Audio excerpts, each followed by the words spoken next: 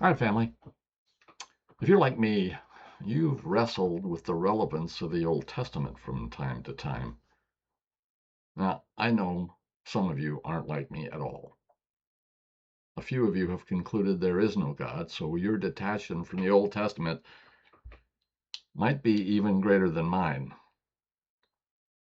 Honestly, what recently drove me back into these texts was a question from a close friend whose perspective I value deeply. She asked me, "Do you think God is wrathful?"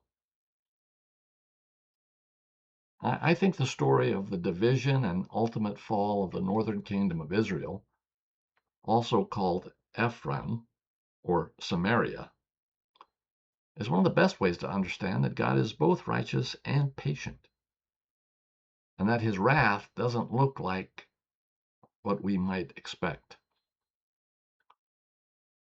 For those of you who don't believe in God, this discussion probably won't change your mind, but my hope is that it will at least give you a clearer picture of what I believe and why. Now, this is going to take a few videos to walk through, so let's jump in.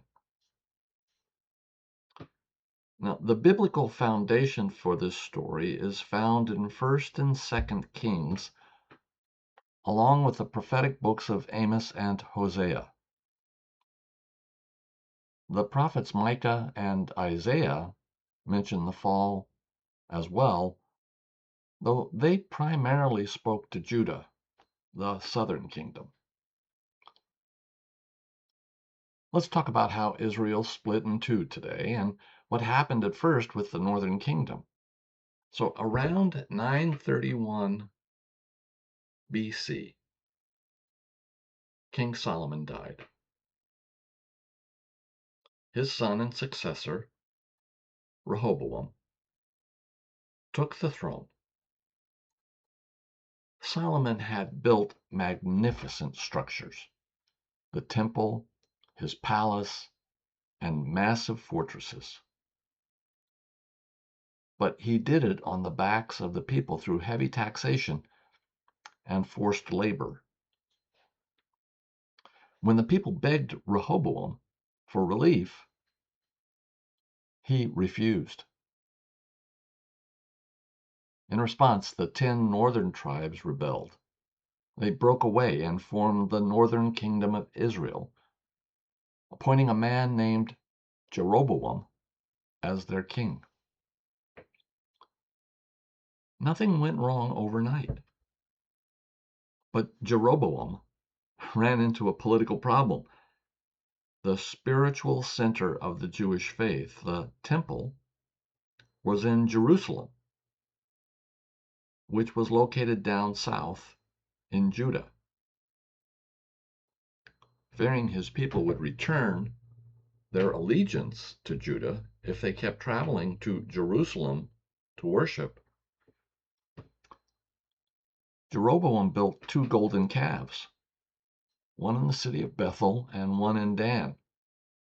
Now, this wasn't originally intended as a complete rejection of God. It was a political shortcut. Jeroboam essentially told the people, going all the way to Jerusalem is too hard. Worship here instead. But human shortcuts have a way of escalating.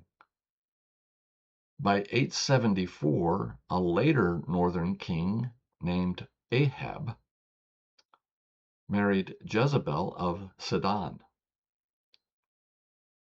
State-sanctioned worship of the pagan god Baal was established across the northern kingdom, and in fact, Yahweh's prophets were hunted down and executed.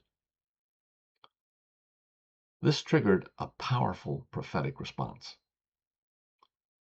Between 875 and 850 BC, the prophet Elijah directly confronted Ahab and Jezebel, calling the nation back from Baal worship in a famous showdown on Mount Carmel. Shortly after, from 850 to 795, Elisha continued this work, warning kings, performing miracles, and working to purge Ahab's corrupt dynasty.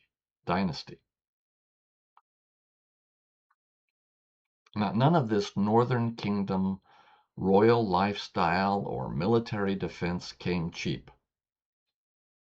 The tax burden on the common people remained extreme. In fact, poverty widened while the royal court and ruling class enriched themselves. Now, this ongoing oppression of the poor, paired with the religious hypocrisy of false worship, became a central charge against the northern kingdom by God's prophets. We'll pause here for today and pick up in the next video.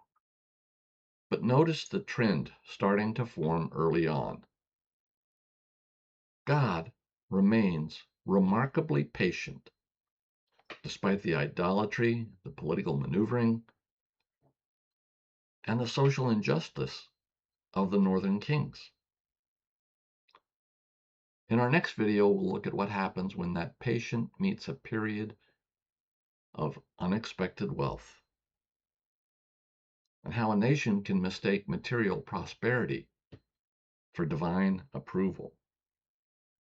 See you then.